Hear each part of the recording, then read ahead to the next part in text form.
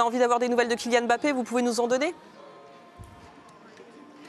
Oui, Kylian a pris sur un duel un coup derrière le genou, donc une douleur au genou, une douleur aussi sur le muscle. Voilà, on pense que c'est pas trop grave, mais voilà, donc c'est comme ça. On croise les doigts pour que ça ne soit pas trop grave. Gaëtan ou Mathieu? On croise les doigts, exactement.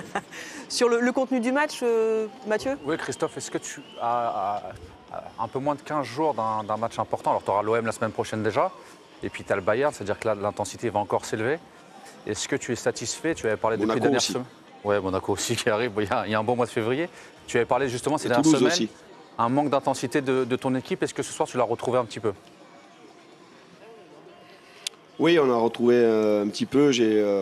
Par rapport à ce qu'on avait fait contre Reims en première période, j'ai décidé de densifier le milieu de terrain pour donner un peu plus de liberté à nos deux attaquants.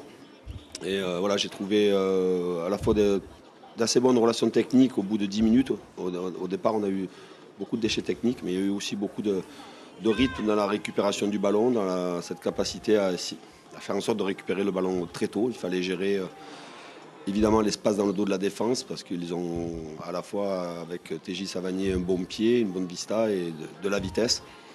Mais dans l'ensemble, je suis satisfait du match, du comportement et voilà, de l'état d'esprit de l'équipe. Ça a été un match avec beaucoup de rebondissements, une première période voilà, avec deux changements de joueurs importants, un penalty qu'on n'a pas pu marquer. Après, il y a eu des buts, mais refusés pour hors-jeu.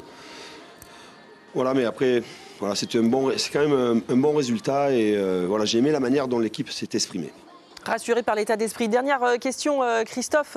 On sait que vous aviez un profil de joueur que vous pistiez particulièrement, peut-être pour apporter encore un peu plus d'équilibre à cette équipe, c'est celui d'Hakim Ziyech.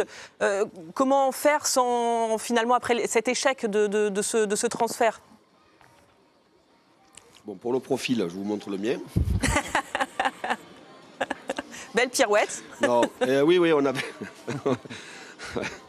oui, on avait, à partir du moment où on avait libéré Pablo Sarabia pour qu'il puisse rejoindre l'Angleterre, évidemment qu'on avait ciblé des joueurs un peu sûrement différents, mais quand même pouvant évoluer sur notre côté droit sur un plan offensif, pour différentes raisons dont je ne vais pas m'étendre. Pour différentes raisons, on n'a pas pu faire le joueur que l'on avait ciblé. Mais voilà, on a cet effectif-là. J'ai un effectif de qualité. Les jeunes vont avoir leur mot à dire dans cette deuxième partie de saison. Évidemment, dans un calendrier très chargé, il faut faire attention aux blessures et à la fatigue. Mais voilà, quoi, je suis moins satisfait de l'effectif que j'avais en début de saison. Malheureusement, on aurait pu le renforcer suite au départ de Pablo. On n'a pas pu le faire. Je crois que la responsabilité n'incombe pas à notre club.